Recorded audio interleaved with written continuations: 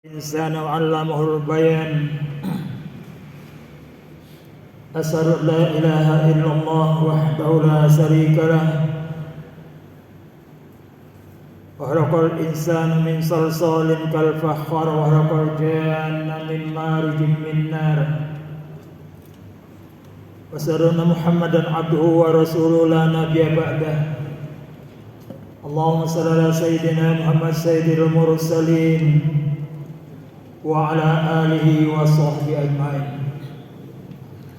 أوصيكم عباد الله وإياي بتقوى الله فقد فاز المتقون اتقوا الله حق تقاته ولا تموتن إلا وأنتم مسلمون قال الله تعالى في القرآن العظيم أعوذ بالله من الشيطان الرجيم بسم الله الرحمن الرحيم إن الله لا يظلم الناس شيئا ولكن الناس أنفسهم يظلمون صدق الله العظيم. Alhamdulillah, lidah orang yang beriman senantiasa mengucapkan puji syukur kepada Allah Subhanahu wa taala atas rahmat karunia-Nya. Salawat dan salam atas junjungan Nabi besar kita Muhammad Rasulullah sallallahu alaihi wasallam yang telah menyampaikan risalah Allah tepat waktu dan telah memberikan contoh teladan kehidupan agar manusia senantiasa selamat dunia dan akhirat. Hari ini tanggal 20 bulan Januari tahun 2023 Masehi, masih di awal tahun, bersamaan dengan tanggal 27 bulan 6 1444 Hijriah atau bersamaan dengan bulan Jumadil Akhir, berarti 3 hari atau 2 hari mendatang, 3 hari mendatang kita akan masuki bulan Rajab. Namun melalui khutbah singkat ini, khatib akan saya sampaikan tentang akhlak diri sendiri. Jamaah rahimakumullah, akhlak artinya dipakai pengertian sehari-hari adalah perilaku yang bersumberkan nilainya dari ajaran Allah dan ajaran Rasulullah SAW. Kalau etika, sumber nilainya adalah berdasarkan budaya manusia. Jamaah rahimakumullah, dalam Al-Quranul Karim kita sering mendengarkan bacaan laqad khalaqnal insana fi ahsani taqwim. Sesungguhnya kami ciptakan manusia itu dengan sebaik-baik bentuk, berbeda dengan hewan, berbeda dengan tumbuhan, berbeda dengan malaikat dan setan ataupun jin. Manusia adalah yang paling baik bentuk hidupnya atau bentuk fisiknya. Kemudian tubuh kita, jiwa kita adalah amanah dari Allah, pemberian Allah sebagai rahmat Allah yang harus kita jaga. Jangan sampai amanah ini kita yang merusaknya sendiri. Tanpa disadari kadang-kadang kita merusak ciptaan Allah, yaitu tubuh kita, akal kita. Yang merusaknya bukan orang lain tapi kita sendiri. Oleh karena itu diatur tata krama untuk memelihara tubuh kita ini sebagai amanah Allah supaya mampu dia melakukan ibadah yang mana tujuan Allah menciptakan manusia. Di dalam ayat Al-Quranul Karim surah Yunus 44, Allah berfirman, A'udzu billahi minasyaitonir rajim. Bismillahirrahmanirrahim. Innallaha la yuzlimun nas syai'a walakinnan nas anfusahum yazlimun. Demi sesungguhnya Allah tidak menzalimi manusia, tetapi manusia itulah yang menzalimi dirinya sendiri. Kami berikan contoh. Yang pertama, tubuh kita yang membutuhkan istirahat, membutuhkan tidur, tapi kita tidak lakukan. Kita kurang tidur, walaupun itu ibadah, tetapi merusak diri kita sendiri. Artinya kita tidak berakhlak terhadap diri kita sendiri, yang kelaknya badan kita, fisik kita akan rusak. Kadang-kadang usia yang masih muda tapi loyo fisiknya dikarenakan kurang tidur, tidak adil terhadap dirinya. Apalagi melalui makanan-makanan, kelemahan kita kadang-kadang sulit mengendalikan diri.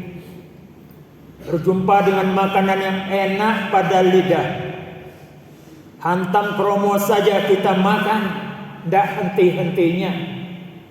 Padahal makan yang terlalu kenyang adalah merusak fisik kita. Dan makanan yang kita makan diperintahkan Allah yang halal, yang baik, thayyib, halalan thayyibah, yang halal secara hukum Allah, thayyib secara ilmu kesehatan, punya gizi dan tidak merusak fisik kita. Dalam hal ini kadang-kadang kita juga suka mengikutkan nafsu, makan minum yang kadang-kadang makanan dan minum itu mengandung racun kepada tubuh kita, tetapi enak di lidah kita. Akhirnya nampak atau dampak negatif dari yang kita makan.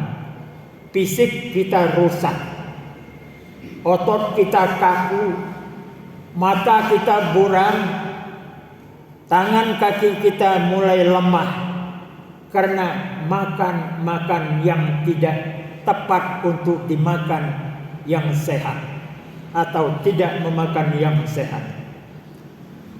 Demikian juga ada yang timbulnya disebabkan batin bukan dari makanan, tapi dari perasaan manusia atau sifat manusia. Yang pertama adalah sifat tidak jujur. Tidak jujur ada penilai suara hati manusia, suara batin manusia.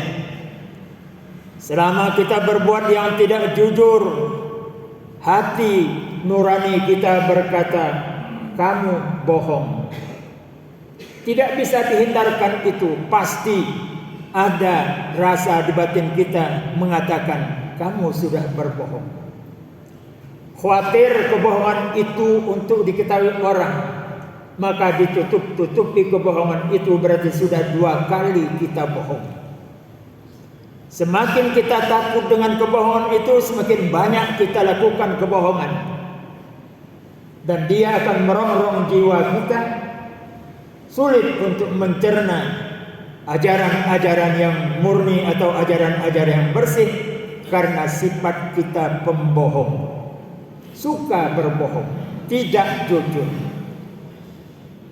Kemudian ada lagi sifat yang merusak pada jiwa kita, yaitu iri dan dengki.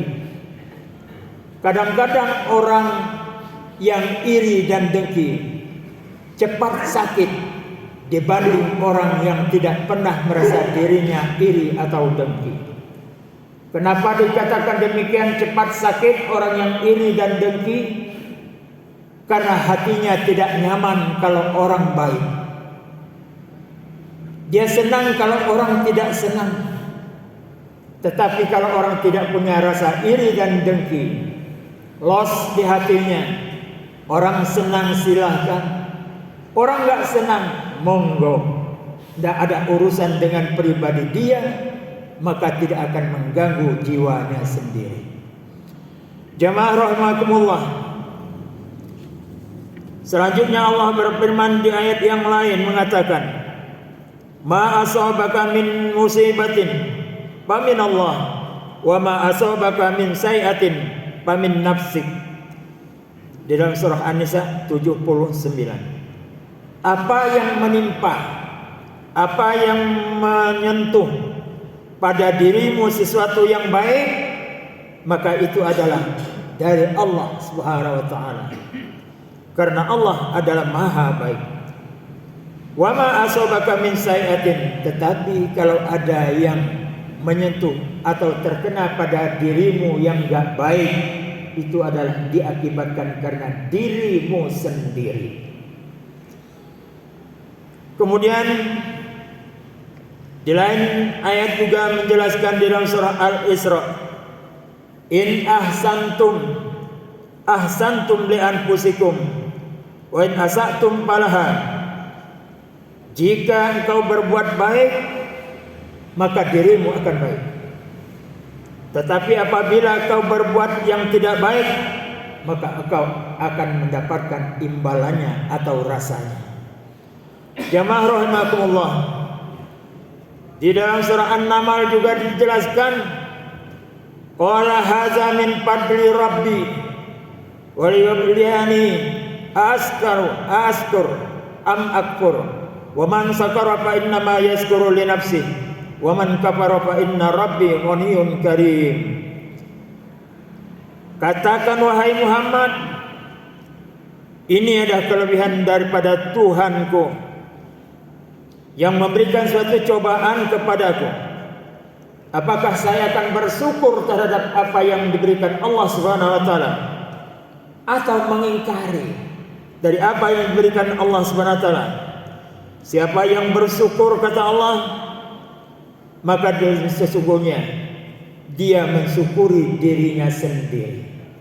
Tetapi siapa yang ingkar terhadap nikmat Allah, pemberian Allah, maka demi sesungguhnya Tuhanku Maha Kaya dan Maha Mulia.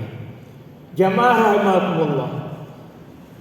Ini salah satu daripada akhlak, perilaku yang harus kita lakukan pada diri kita. Kami simpulkan, orang yang memelihara dirinya sebagai amanah Allah, baik secara fisik maupun secara batin, adalah orang yang berakhlak pada dirinya. Dan sebaliknya, orang yang merusak dirinya sebagai amanah Allah Subhanahu wa taala, ciri dia adalah kufur terhadap nikmat Allah Subhanahu wa taala. Mudah-mudahan kita termasuk makhluk yang bersyukur terhadap nikmat Allah Subhanahu wa taala, dan kita menghindarkan daripada ingkar terhadap nikmat Allah Subhanahu wa taala. Mari, selama kita masih mampu melakukan ibadah, mari kita beribadah, karena mengabdi pada Allah adalah tujuan Allah menciptakan kita.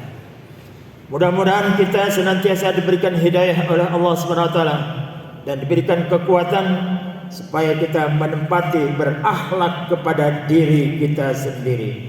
Barakallahu li wa lakum bil Qur'anil azim. Wa nafa'ani wa iyyakum bima fihi minal ayati wa dzikril hakim.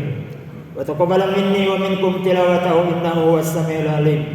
Aqulu qawli hadza wa astaghfirullahal azim li wa lakum wa lisairil muslimina wal muslimat wal mu'minina wal mu'minat fastaghfiruhu innahu huwal ghafurur rahim.